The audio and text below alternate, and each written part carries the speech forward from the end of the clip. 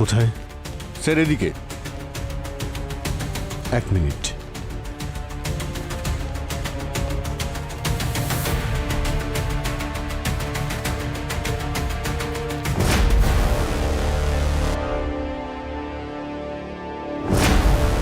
মনে হচ্ছে পেন্ট করতে করতে মারা গেছে। এর পেন্টিং তো অমর হয়ে গেছে।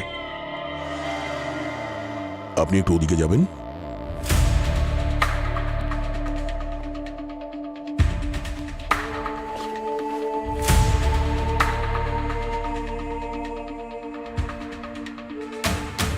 পেন্টিং এ যতগুলো স্ট্রোকস আছে একদমই ক্লিন। এই দেখতে পাচ্ছ এই শেষেরটা? অদ্ভুত না? মনে হচ্ছে এটা ওর শেষ স্ট্রোক ছিল।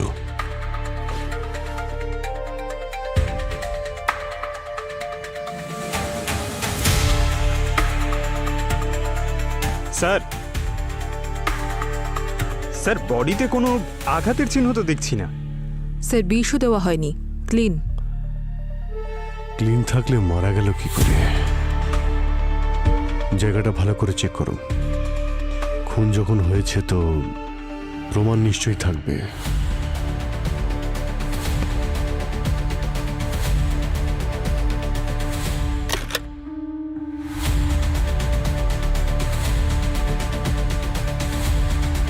স্যার, ফোন পাওয়া গেছে, হয়তো রঞ্জিতের। লক আছে।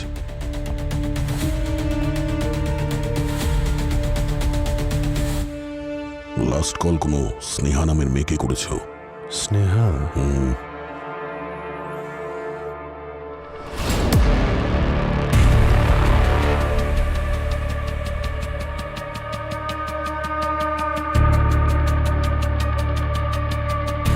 এই কাপে লিপস্টিকের চিহ্ন রয়েছে, মানে এখানে কেউ এসেছিল। এটা স্নেহা কিংবা ওর ওয়াইফ মালিনীও হতে পারে।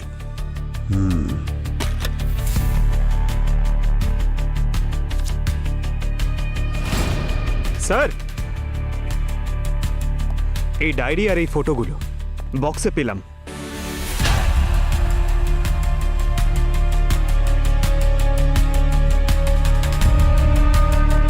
এই মেয়েটার ছবি তো, আচ্ছা এই মেয়েটার পেন্টিংই তো করছিল। হ্যাঁ স্যার, একদম ডিটো। কফি মাগে লিপস্টিকের চিহ্ন, আর লাস্ট কল করেছিল স্নেহাকে। আর তারপর এই ডায়েরি আর মেয়েটার ফটো। এই মেয়েটার রঞ্জিতের সঙ্গে কোনো না কোনো সম্পর্ক ছিল। এই আবার স্নেহা নয় তো? চলো একবার ওর স্ত্রী মালিনীর সঙ্গে কথা বলি। আমি জানি না একে। হ্যাঁ, আমি এসেছিলাম এখানে, আমাদের অ্যানিভার্সারি ছিল, কিন্তু রঞ্জিত অ্যাজ ইউজুয়াল নিজের পেন্টিং নিয়ে বিজি ছিল। তারপর আমাদের মধ্যে ঝগড়াও হয়েছিল, কিন্তু যেহেতু ওর পেন্টিং কমপ্লিট করার ছিল সেজন্য আমি চলে গেছিলাম। আপনি চলেই যখন গেছিলেন তাহলে ফিরে এলেন কেন? আমি ভাবলাম যে এই সিচুয়েশনে যেন মুড খারাপ না করে, অ্যাটলিস্ট অ্যানিভার্সারির দিন একসাথে টাইম স্পেন্ড করে, শুধু এই জন্যই এসেছিলাম স্যার। কিন্তু যখন আমি এখানে এলাম তখন তখন রঞ্জিত ওয়াজ অলরেডি গন। হ্যাঁ স্যার, অনেক চিৎকার চেঁচামেচির আওয়াজ আসছিল ভেতর থেকে। স্যার আর ম্যাডাম দুজনেরই মাথা গরম ছিল। এই রঞ্জিত স্যারের মনে হচ্ছে কোনো মেয়ের সঙ্গে চক্কর ছিল, আর সেই জন্যেই ম্যাডাম বারবার হুমকি দিয়ে বলছিল ওকে ভুলে যাও, তা না হলে ঠিক হবে না। মেরে ফেলারও কি হুমকি দিয়েছিল নাকি? হুমকি মানে স্যার খুব আজে বাজে কথা বলছিল, আমার তো বলতেও খুব লজ্জা করছে স্যার। আচ্ছা, তোমার কি এটা মনে হয় যে তোমার ম্যাডামই তোমার সাহেবকে মেরেছে? আসলে ব্যাপারটা কি স্যার, ম্যাডাম খুব রেগে এখান থেকে চলে গিয়েছিলেন।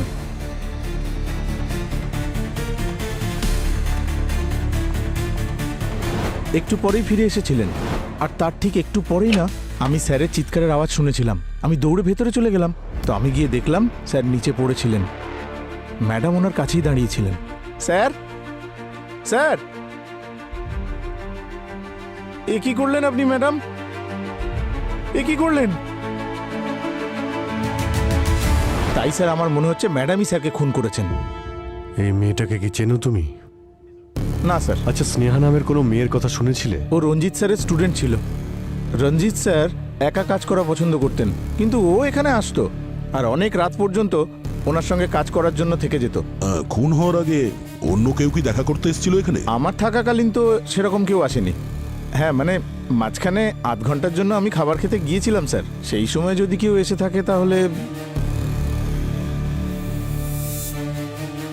মালিনী তো সোজা রঞ্জিতের ঘরে চলে গেল। হ্যাঁ স্যার, আর খুব রেগেছিল মনে হচ্ছে।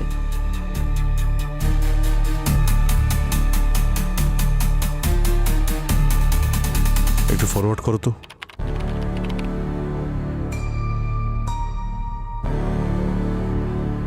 এই এই মেয়েটা কি? জানি না স্যার, ও এই সময় এসেছিল যখন আমাদের এই ওয়াচম্যান সাহেব খাবার খাওয়ার জন্য গিয়েছিল, তাই না? হতে পারে স্যার। স্যার, ওর রেড হিলস আর জামা কাপড় বেশ দামি মনে হচ্ছে। যখন ওয়াচম্যান ভিতরে গেল ঠিক তার আগে মালিনী কতক্ষণ ছিল? স্যার প্রায় 10 মিনিট। আচ্ছা, ওই যে মেয়েটা যে ওর মুখটা ঢেকে রেখেছিল, ও কতক্ষণ ভিতরে ছিল? স্যার ও 10-15 মিনিট স্যার। 10-15 মিনিট তো কাউকে খুন করার জন্য যথেষ্ট। দুজনেই অনেক সময় পেয়েছে।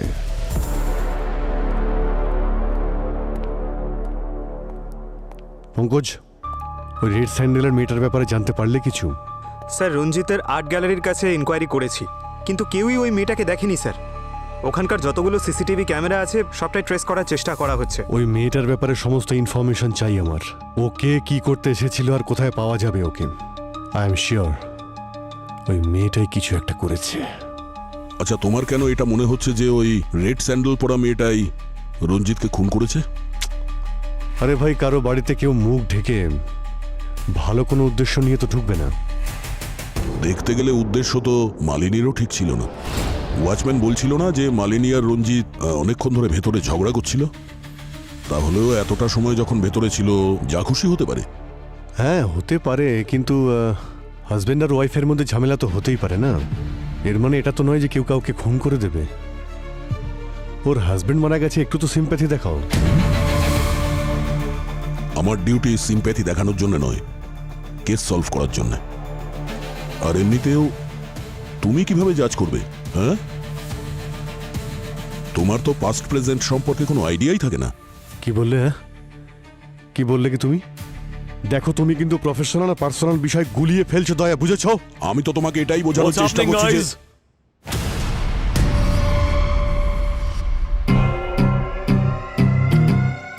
কি হচ্ছে এখানে? তোমরা দুজনে নিজেদের ইগো এই বিউরোর বাইরে রেখে আসবে। এখানে শুধুমাত্র ডিউটির কথা হবে। স্যার, আমি অভিজিৎকে এটাই বোঝানোর চেষ্টা দয়া। করছিলাম। তোমরা দুজনে যদি এইভাবে নিজেদের ওপর এইভাবে আঙুল তুলতে থাকো, তাহলে এই কেসটা কখনোই সলভ হবে না। আমি তোমাকে অন্য কেস দিচ্ছি, আমি আর অভিজিৎ এই কেসটা দেখে নেবো। কিন্তু স্যার, ও দ্যাটস অ্যান অর্ডার।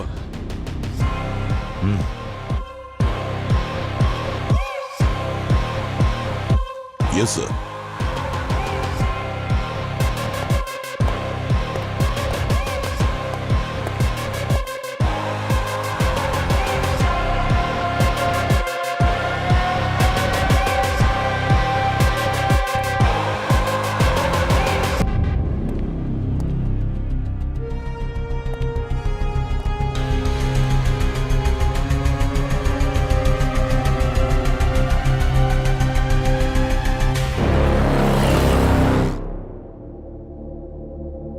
স্নেহা, এই ছবিতে আপনাকেই দেখা যাচ্ছে, তাই না? আপনি কি করে বলতে পারেন এটা আমি?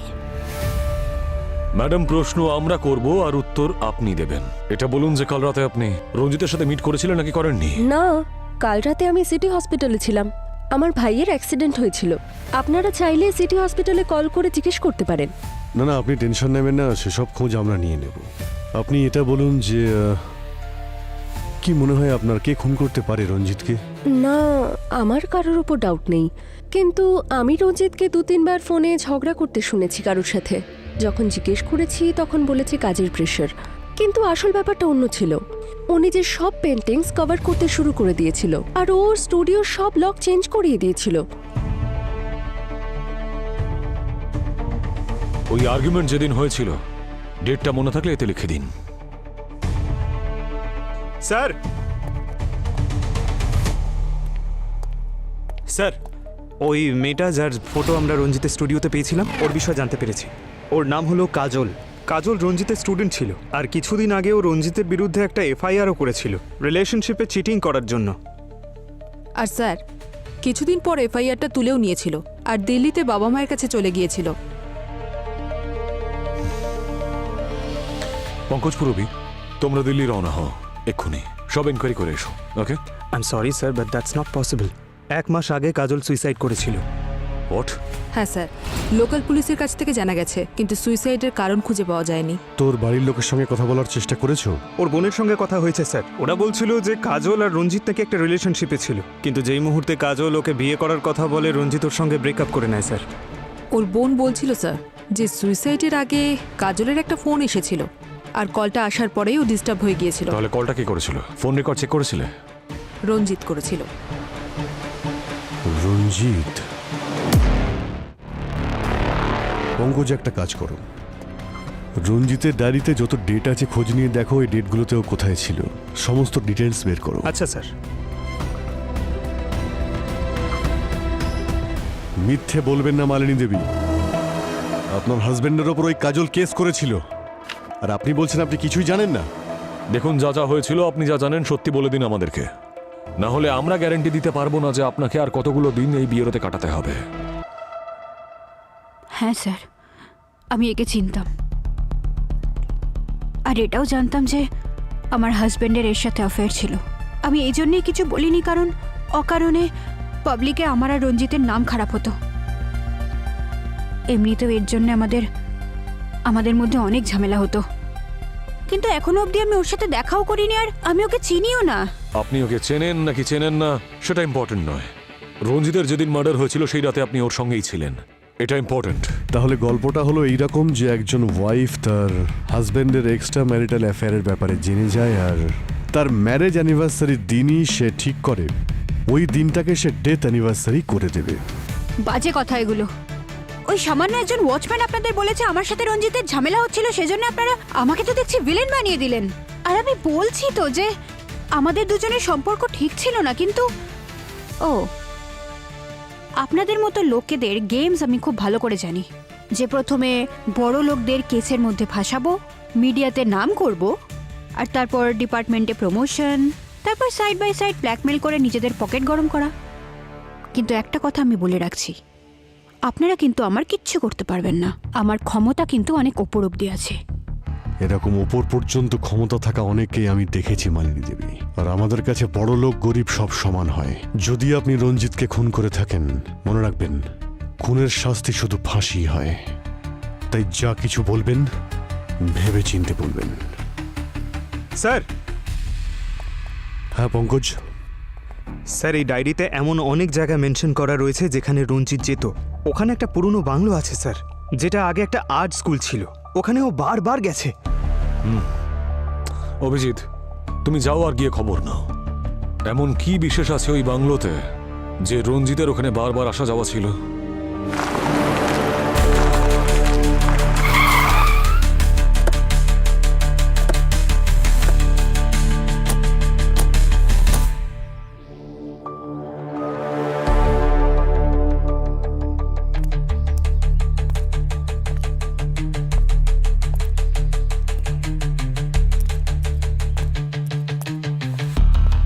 স্যার,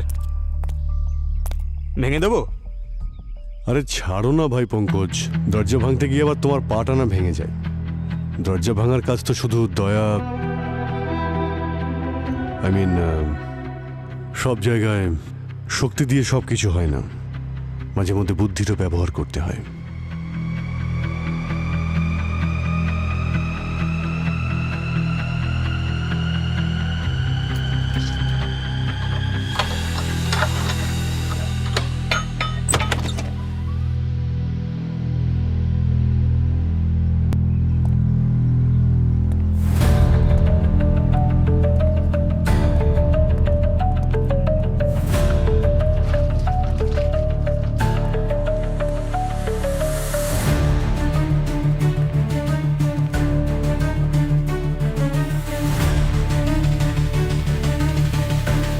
এতগুলো পেন্টিং!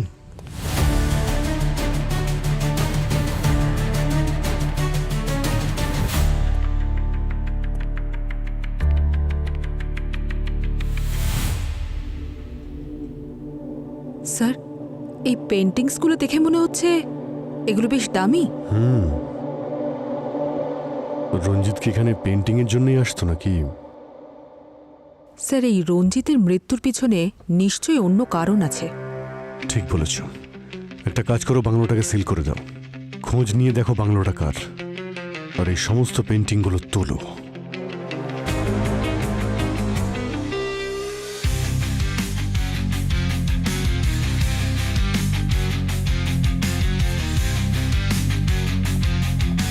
কি ডক্টর সালনকে, এই পেন্টিংটাকে নিয়ে আপনি কি টাইম পাস করছেন? আপনার কাছে আমরা একটা ডেড বডি পাঠিয়েছিলাম, কিছু জানতে পেরেছেন নাকি?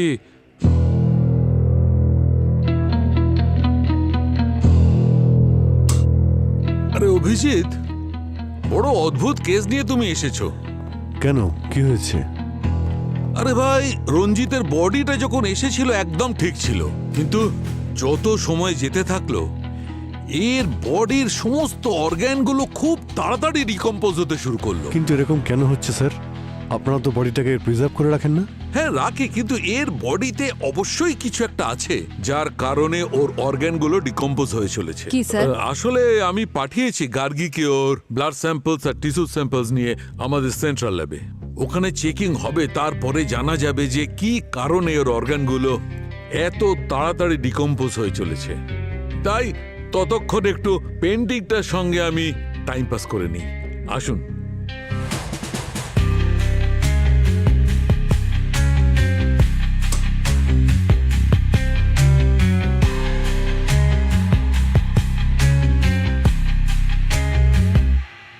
এই দেখুন, পেন্টিং এর সঙ্গে টাইম পাস করে আমি কি পেয়েছি।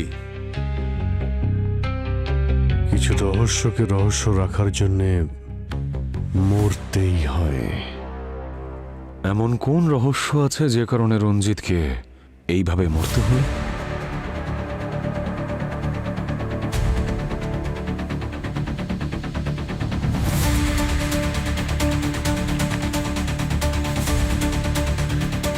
পঙ্কজ,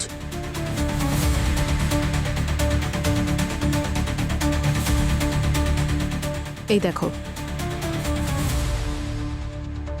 অভিজিৎ স্যারকে ফোন করছি। আরে স্যার, আপনাকেই ফোন করছিলাম। স্যার এই দেখুন। স্যার আমি রঞ্জিতের ব্যাকগ্রাউন্ড চেক করছিলাম, ওর একটা সোশ্যাল মিডিয়া পোস্ট দেখতে পেলাম। জানতে পেরেছি যে আরও একটা মেয়ে রঞ্জিতের উপর চিটিং এর অ্যালিগেশন এনেছিল, কিন্তু এ কোনো এফআইআর ফাইল করেনি। ওর নাম আকাঙ্ক্ষা। তার মানে সিসিটিভিতে যাকে দেখা গিয়েছিল সে আকাঙ্ক্ষাই, যে ওই রাতে রঞ্জিতের আর্ট গ্যালারিতে গিয়েছিল। খোঁজ নাও, গিয়ে মিট করো ওর সঙ্গে। বিখ্যাত পেন্টার রঞ্জিতের মৃত্যুর পেছনে কার হাত রয়েছে সেই রহস্য এখনো রহস্যই আছে, কিন্তু এখন যখন সিআইডি ইনভলভ হয়েছে এই কেসে, তখন নিশ্চয়ই আমরা খুনিকে শনাক্ত করতে পারবো। কিন্তু এই মুহূর্তে আপনারা আমাদের সাথে থাকুন। আপনাদের মধ্যে আসছে কিরণ, রহস্য উদ্ঘাটন করতে, যে রহস্য আসলে একটা স্ক্যাম, যেটা আপনার রাতের ঘুম কেড়ে নিতে পারে। সুনীল, আমাকে তো একটু হেল্প করতে পারো? সারাদিন বসে বসে টিভিই দেখে যাও। নমস্কার দর্শক, আমি হলাম কিরণ, দেখছেন সেকেন্ডস রিপোর্ট। আপনাদেরকে স্বাগত জানাই। সুনীল, কখন থেকে চিৎকার করছি, কিন্তু তুমি তো টিভি দেখা থেকে বিরতিই নিতে পারছো না। তাজা খবর শুধু তুমি খ্যাচখ্যাচ করো, শান্তিতে একটু টিভিও দেখতে দেবে না। সেই সত্য ঘটনাগুলো তুলে নিয়ে আসি। আচ্ছা তাই বুঝি? আর এর গলা তো কোকিলের মতো লাগে তোমার, তাই না? এখানে বসে তুমি কোনো নিউজ টিউজ দেখো না, এই বাজে মেয়ে কিরণকে দেখার জন্য তুমি টিভি অন করো। আমি সত্যি যদি পারতাম তাহলে এই নিউজ চ্যানেলটা বন্ধ করে দিতাম, আর এই মেয়েটার গলা টিপে দিতাম। ফুটেজ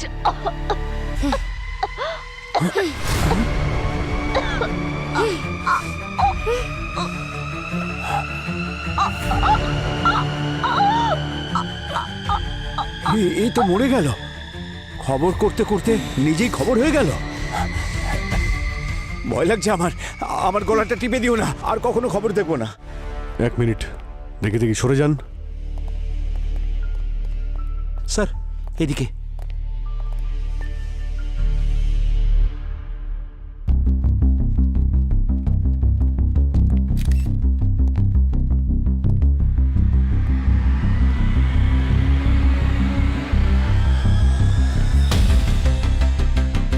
ইয়েস ডক্টর গার্গী, জানতে পারলে কিছু? 20 দিয়ে মারা হয়েছে ওকে।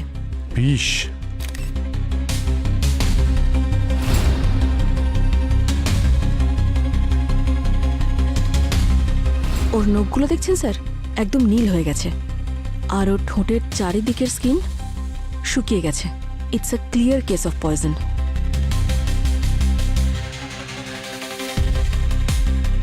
দেখি পিছিয়ে দাঁড়ান, পিছিয়ে। আপনারা ওদিকটা গিয়ে লাইন দিয়ে দাঁড়ান। কি করছেন কি আপনারা?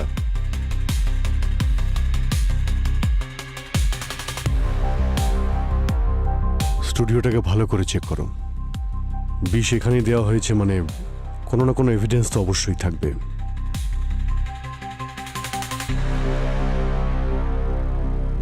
এখানকার ডিরেক্টর কে? আমি স্যার। কি নাম আপনার? রমেন। লাইভ ক্যামেরায় যা কিছু হয়েছে তা তো ভাইরাল হয়েই গেছে, কিন্তু এখানে সব কি করে হলো আপনি আমাকে বলবেন? স্যার কিচ্ছু বলতে পারবো না, সব কিছুই অন্যদিনের মতো নর্মালি ছিল। কিরণের প্রাইম টাইম শো ছিল, 7-9টার সময় আমরা লাইভে এসেছিলাম। কিরণ প্রোগ্রাম শুরু করেছিল, আর ঠিক তখনই হঠাৎ ওর গলায় ব্যথা শুরু হয়। 30 সেকেন্ডের মধ্যে ওর মৃত্যু হয় স্যার। হ্যাঁ স্যার, সব কিছু এত স্পিডে হলো যে কিছু বোঝাই গেল না। আপনি কি করেন? স্যার আমি এখানকার ফ্লোর ম্যানেজার নাদিম। এখানকার যতগুলো ফুটেজ আছে সবই চাই আমার। Okay sir. আর কিরণের মৃত্যুর আগে ও কার কার সঙ্গে দেখা করেছিল? স্যার টেলিকাস্টের একটু আগেই আমি ওকে কিরণের কাছাকাছি দেখেছিলাম। আমি ছিলাম তো কি হয়েছে স্যার? ও এখানকার স্টার ছিল, অফিসে যেই আসতো ওর সঙ্গে দেখা করতে চাইতো। কিন্তু স্যার আপনারা সমস্ত প্রশ্ন আমাকে কেন করছেন? এই যে নয়না আছে, নয়নাকে জিজ্ঞাসা করুন। স্যার আমি নয়না আর কিরণকে না, প্রত্যেককে জেলে ঢুকিয়ে দেবো, ছাড়বো না আমি কাউকে। কোথায় আছে সব বাইরে বেরো। কিরণকে মেরে ফেলেছো তোমরা সবাই। এক মিনিট ওনাকে ছাড়ো। কে আপনি? স্যার আমি কিরণের হাজবেন্ড। আই এম শিওর এরাই দোষী, কিরণকে মেরে ফেলেছে এরা সবাই। আপনি বলুন এত সিকিউরিটির পরও ওকে কেউ কিভাবে মারতে পারে?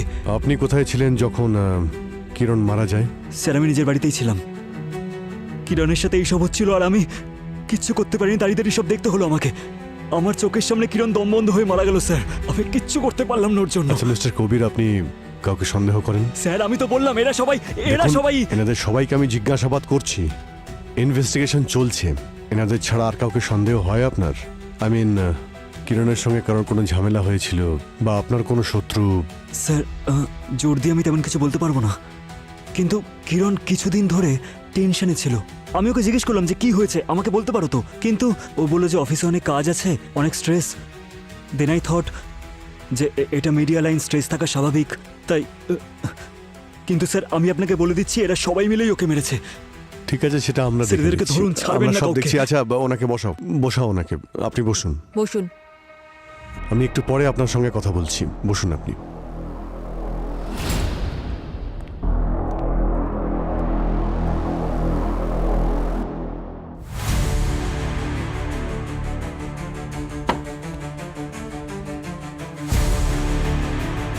আচ্ছা আপনারা কি বলছিলেন নয়নার ব্যাপারে?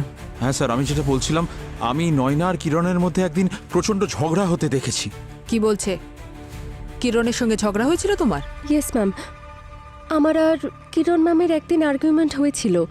আমি একটা স্টোরি রেডি করেছিলাম, উনি সব ক্রেডিট নিজে নিয়ে সবার সামনে প্রেজেন্ট করে দিয়েছিলেন। তাই আমি ডিসাইড করেছিলাম যে ওনার ওই স্টোরির এমন স্টিং অপারেশন করব যে সারা জীবন মনে রাখবে। স্যার আমার মনে অন্য কিছু ছিল না, শুধু আমি অফিসে সবার সামনে এক্সপোজ করতে চেয়েছিলাম। আপনি করেছিলেন স্ট্রিং অপারেশন? Yes sir. আমরা কি দেখতে পারি? Ma'am that's not fair.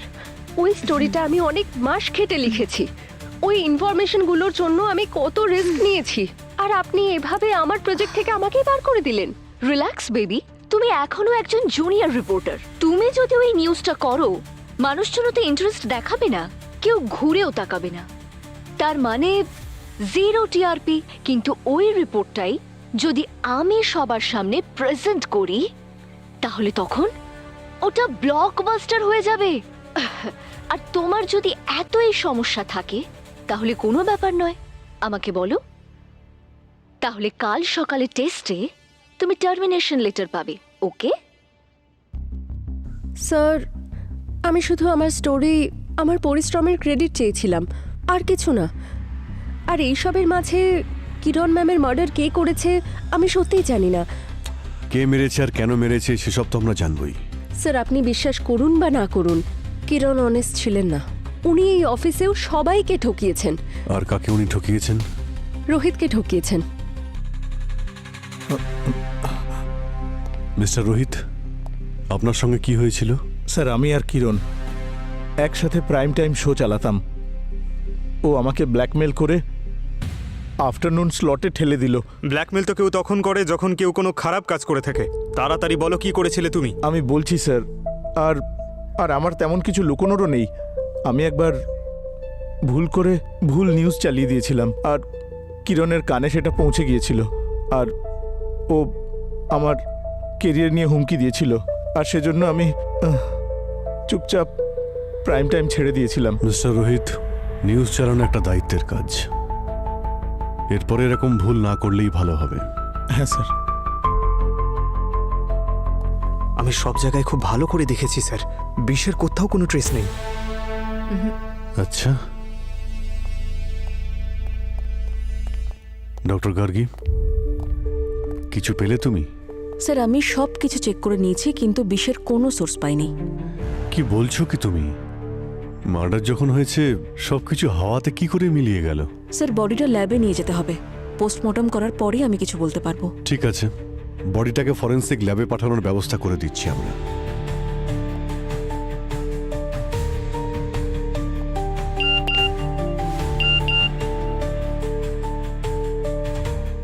Sir,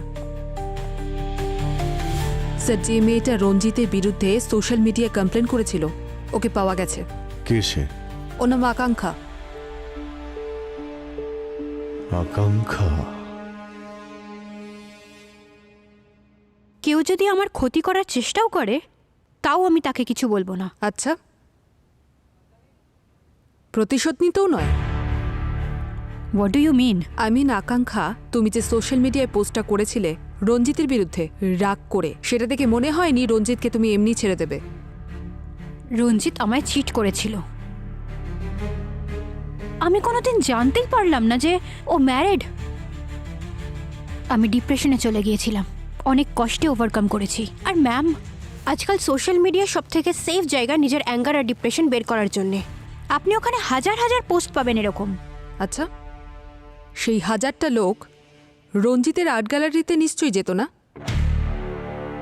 এর তো মুখ ঢেকে আছে ম্যাম। আপনি কি করে শিওর হচ্ছেন যে এটা আমি? কাল রাতে কোথায় ছিলে তুমি?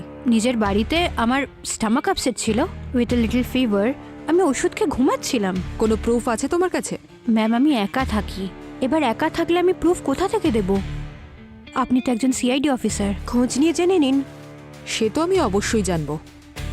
স্যার আমি আকাঙ্ক্ষার ফোনের লোকেশন চেক করেছিলাম, ও ঠিকই বলেছে রঞ্জিতের মার্ডারের সময় ও বাড়িতেই আর ছিল। স্যার ওই বাংলোটা যে আছে সেটা কিন্তু রঞ্জিতের নামেই রয়েছে। রঞ্জিতের নামে? এত দামি পেন্টিং যেটা বিক্রি করে কয়েক লাখ টাকা কামানো যায়, সেটা আর্ট গ্যালারিতে রাখার বদলে ওখানে ওই পুরনো বাড়িতে কেন রাখতে গেল? স্যার ওই স্নেহা যে বলছিল রঞ্জিতের সঙ্গে কার নাকি ঝামেলা হতো, ওই ডিটেল থেকে একটা কমন নাম্বার সামনে এসেছে, বিক্রম নামের কেউ। একের পর এক চরিত্র দেখছি বেড়েই চলেছে এখানে। এই বিক্রমের অ্যাড্রেস কি আছে? ওহো, কি এলো এখন আবার?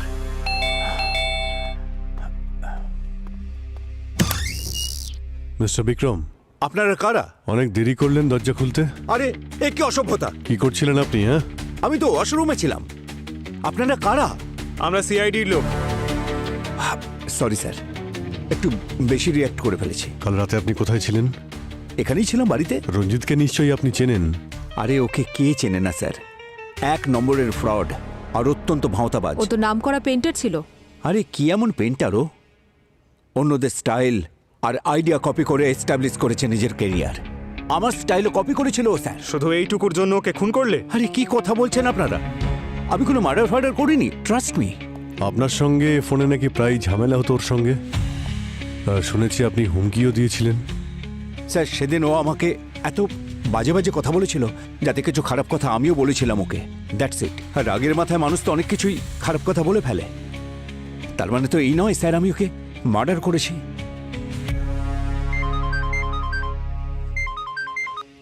হ্যাঁ ডক্টর সালুখে। অভিজিৎ, সবাইকে নিয়ে এক্ষুনি আমার ল্যাবে চলে এসো। Okay sir, sure.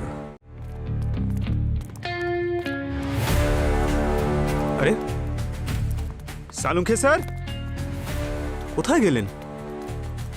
Salunkhe sir, কোথায় গেলেন? আরে পেন্টিং এর এক্সিবিশন লাগিয়ে কোথায় চলে গেলেন স্যার? আরে নতুন কোনো ব্যবসা শুরু করেছেন নাকি? আহ কেন চেঁচাচ্ছ পঙ্কজ? আপনাকে দেখতেই তো পাচ্ছিলাম না। তবে বাড়ি চলে যেয়ে আরে দেখা না না করতে। Sir, please. স্যার আপনি এত আর্জেন্ট আমাদের কেন ডাকলেন? আর্জেন্টলি আমি এই জন্য ডেকেছি অভিজিৎ, কারণ আমি রঞ্জিতের খুনিকে জানতে পেরেছি। কি? কে? কাজল। কাজল মেরেছে রঞ্জিতকে। আরে স্যার এসব কি বলছেন বলুন তো আপনি? কাজল তো নিজেই মারা গেছে, ও কি করে মারবে? পঙ্কজ,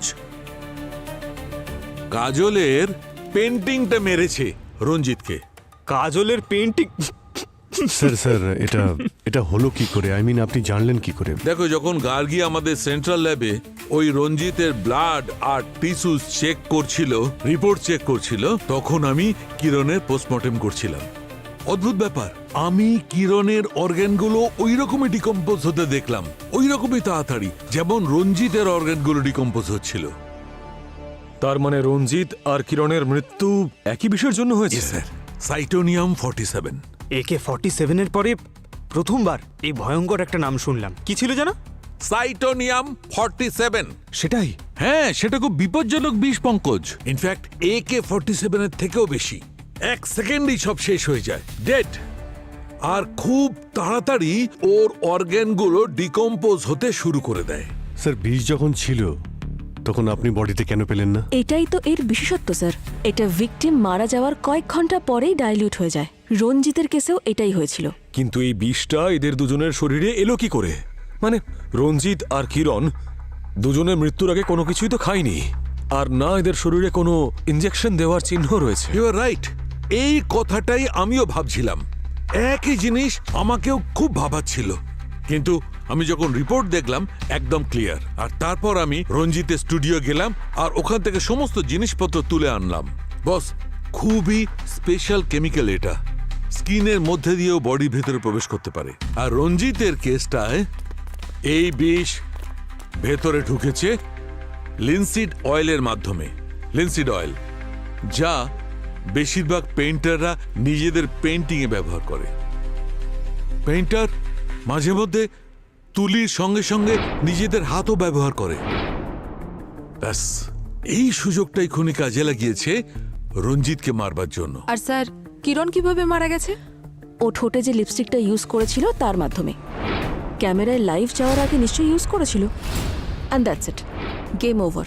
তাহলে এই কেমিক্যাল যদি, মানে এই বিষটা, এটা যখন এতটাই ডেঞ্জারাস, তখন এটাকে অ্যারেঞ্জ করা বা তৈরি করা নিশ্চয়ই ততটাই মুশকিল। অ্যাকচুয়ালি এই কেমিক্যালটা যতটা বিপজ্জনক, এটা তৈরি করা ততটাই সহজ। এইটা তৈরি করবার জন্য যে কেমিক্যাল, যে কম্পোনেন্টসের দরকার পড়ে, সেসব খুব সহজেই মার্কেটে কিনতে পাওয়া যায়। খুব লো আইকিউ এর লোকেরাও ইন্টারনেট দেখে এটা বানাতে পারে। তার মানে রঞ্জিত আর কিরণের মৃত্যু হয়েছে একই বিষে। ডেফিনেটলি দুজনের খুনি একজনই হবে। তাহলে খোঁজ নাও যে এই দুজনের মৃত্যু একই বিষয়ের কারণে হওয়া কোনো কোইন্সিডেন্স নাকি কানেকশন।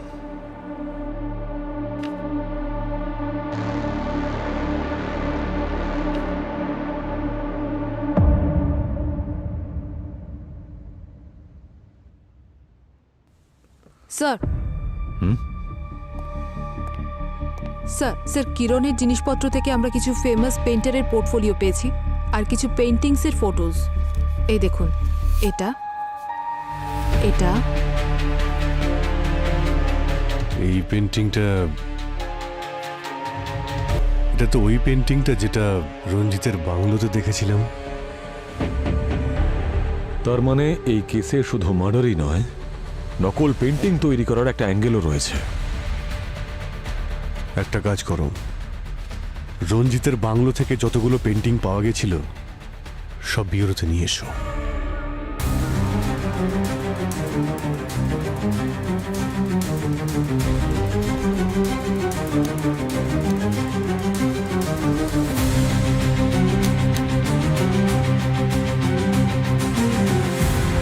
স্যার আমরা জানতে পেরেছি এই পেন্টিংসের অরিজিনাল কপি লন্ডন, অস্ট্রেলিয়া আর সাউথ আফ্রিকাতে রয়েছে। তার মানে রঞ্জিত এই সব পেন্টিং এর ডুপ্লিকেট তৈরি করত, আর হয়তো এই কাজের জন্যই ওকে মরতে হয়েছে। পূর্বে তুমি লাইটগুলো অফ করো আর ইউভি লাইট দিয়ে চেক করো, দেখো এই পেন্টিংগুলো কি গল্প শোনায় আমাদের। স্যার,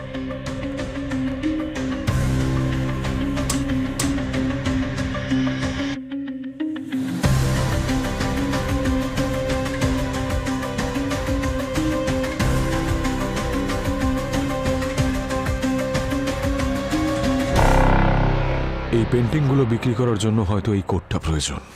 পঙ্কজ, তুমি একটু ওই পেন্টিংটা চেক করো।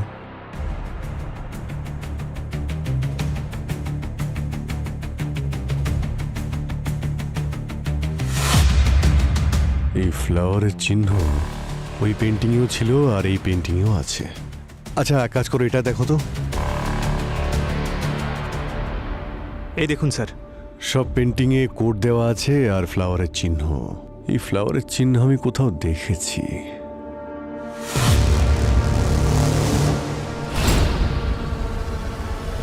চলো ওনার সঙ্গে দেখা করি গিয়ে। আপনারা আবার আসুন স্যার ভেতরে। ওয়েলকাম, আসুন স্যার। আসতেই হলো বিক্রম বাবু, কারণ সত্যিটা জানতে চাই। কোন সত্যি? কারণ গতবার আপনি পুরো সত্যিটা তো বলেননি। মানে এটাই যে আপনি নকল পেন্টিং বানান। একটা বাংলো থেকে আপনার বানানো নকল পেন্টিং পেয়েছি আমরা, বুঝেছেন আপনি? আপনার কাছে কি প্রমাণ আছে?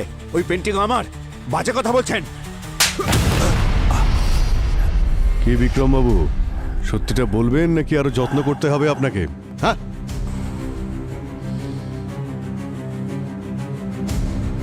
হ্যাঁ স্যার, আমি আমার পেন্টিংয়ের সিগনেচারের সাথে সাথে একটা ফ্লাওয়ারও বানিয়ে দিই। অনেক টাকা পাই স্যার নকল পেন্টিংয়ের জন্য। কন্ট্রাক্ট কে দেয় জানি না স্যার, কখনো দেখিনি তাকে। ইনফ্যাক্ট আমি গলাও শুনিনি কখনো। আমি শুধু পেন্টিংটা বানিয়ে বাংলোর বাইরে রাখতাম। সেখানেই আমি টাকা আর একটা লেটার পেতাম। তার ভেতর থাকতো যে পেন্টিং বানাতে হবে তার ফটো। তা এইসব নিয়ে রঞ্জিতের সঙ্গে কেন ঝগড়া হলো? তেমন কিছু না, ও আমার ইল্লিগাল কাজের ব্যাপারে জানতে পেরে গিয়েছিল। আমাকে হুমকি দিচ্ছিল, বলেছিল আমি কাজ বন্ধ না করলে সবার সামনে আমাকে এক্সপোজ করে দেবে। স্যার, রঞ্জিতকে মারা হয়েছে কারণ ও নকল পেন্টিংসের বিজনেসকে এক্সপোজ করতে চেয়েছিল। কিন্তু কিরণকে মারা হলো কেন? খুনির সাথে ওর কি সম্পর্ক? কিছু তো ব্যাপার রয়েছে, না হলে খুন করবেই বা কেন? স্যার, এই বিক্রমের কথায় আমরা বিশ্বাস করতে পারি না স্যার। এই কেসটাতে সবাই মিথ্যে কথা বলছে। ক্রিমিনাল আবার কবে সত্যি বলে পঙ্কজ? এটা তো আমাদের কাজ, খুনিকে ধরা আর সত্যিটাকে সবার সামনে আনা। যতক্ষণ না এই কেসের সমস্ত সূত্র পাচ্ছি, এই বিক্রম আমাদের র্যাডারেই থাকবে। এখন আমাদের লক্ষ্য হলো ওই লাল স্যান্ডেল পরা মেয়েটা। স্যার, রঞ্জিতের পুরনো বাংলোতে যেখানে নকল পেন্টিংসগুলো পাওয়া গিয়েছিল, ওর আশেপাশে যতজন ছিল সবার নাম্বার ট্রেস করেছি। একটা নাম দেখে আপনিও চমকে যাবেন। এই দেখুন, সূত্র পেয়ে গেছি।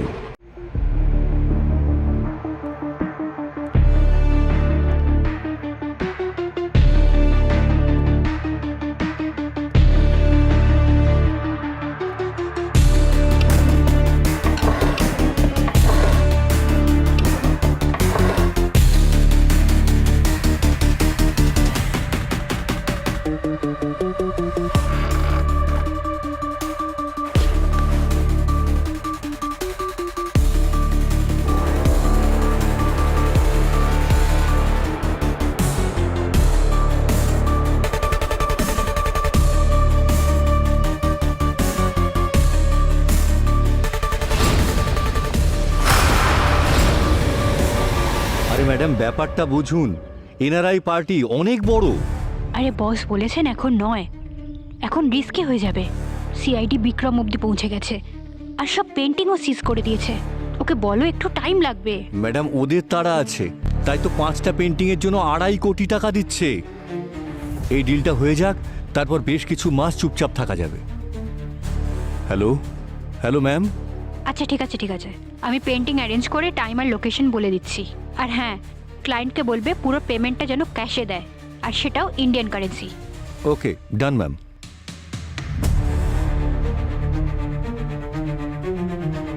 স্যার, আপনারা যা বলেছিলেন তাই তো করলাম। এখন কিছু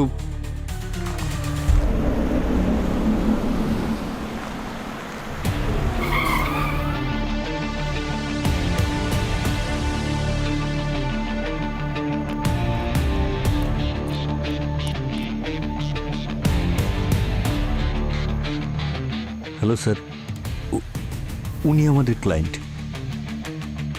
ক্লায়েন্ট তো ঠিক আছে, কিন্তু ক্যাশ কোথায়? ক্যাশ তো আছে স্যার, গাড়িতে রাখা। আসুন। দুটো পেন্টিংস নিয়ে যাও, বাকি ক্যাশ পাওয়ার পর পিছনে রাখা আছে। Okay sir.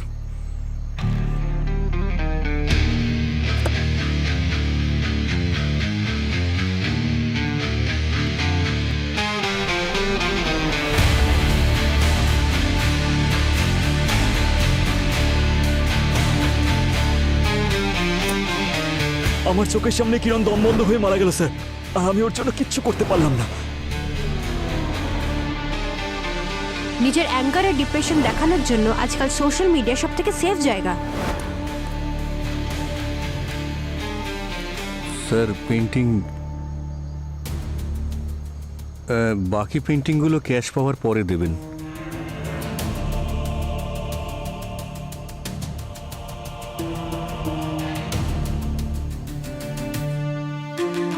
ক্যাশ।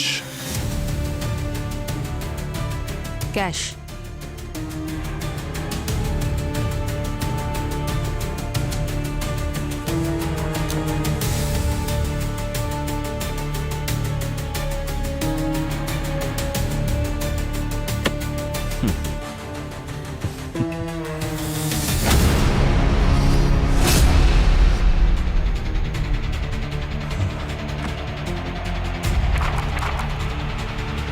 এগুলো তো নকল নোট। হ্যাঁ,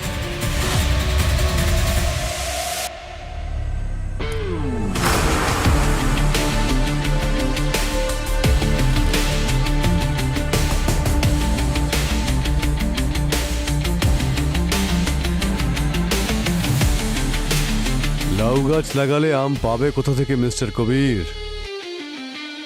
নকল পেন্টিং যখন নকল ক্যাশ। সিআইডি?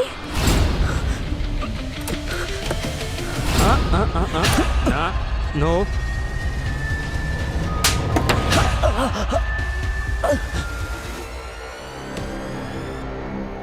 স্যার রঞ্জিত আমার নকল পেন্টিংসের বিজনেসের ব্যাপারে জানতে পেরে গিয়েছিল। ও বলেছিল যে আমার এই বিজনেসটা বন্ধ করতে হবে, না হলে ও আমাকে সবার সামনে এক্সপোজ করে দেবে।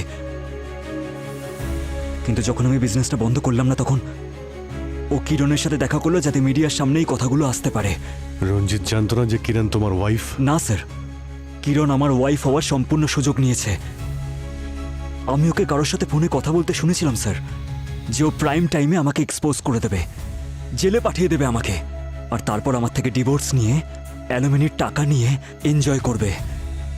স্যার রঞ্জিত আর কিরণকে রাস্তা থেকে সরিয়ে দেওয়ার জন্য আমি একটা প্ল্যান করলাম, আর সেটার জন্য আমি আকাঙ্ক্ষাকে পাশে পেলাম। কারণ আমি আকাঙ্ক্ষা আর রঞ্জিতের পাস্টের ব্যাপারে অনেক কিছু জানতাম, আর আমি এটাও জানতাম যে ও অবশ্যই প্রতিশোধ নেবে। রঞ্জিতের মতো চিটার মারা গেছে ঠিকই হয়েছে। আই এম গ্ল্যাড আমার হাতেই মরেছে, সেজন্যই আমি ওর সাথে হাত মিলিয়েছিলাম। যেদিন আমি রঞ্জিতের সাথে দেখা করতে গেছিলাম, সেদিন ওর পেন্টিং অয়েলটা আমি চেঞ্জ করে দিয়েছিলাম পয়জন অয়েলের সাথে। আর ঠিক সেইভাবেই আমি বাড়িতে কিরণের লিপস্টিকটা চেঞ্জ করে দিয়েছিলাম। এবার দেখো কিভাবে চেঞ্জ হয় তোমাদের লাইফ, যখন জেলের মধ্যে তোমরা পচে মরবে।